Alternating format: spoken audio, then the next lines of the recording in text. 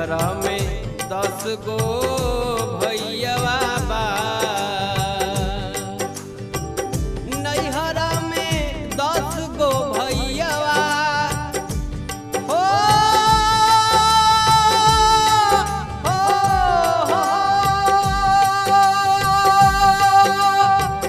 नैहरा में 10 गो भैयावा आ 10 गो भौजिया बाड़िए राम।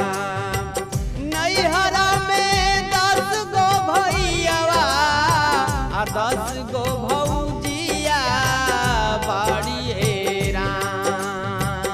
तब हुना मनवा अजोर लागे, तब हुना मनवा अजोर लागे, एक ही सजना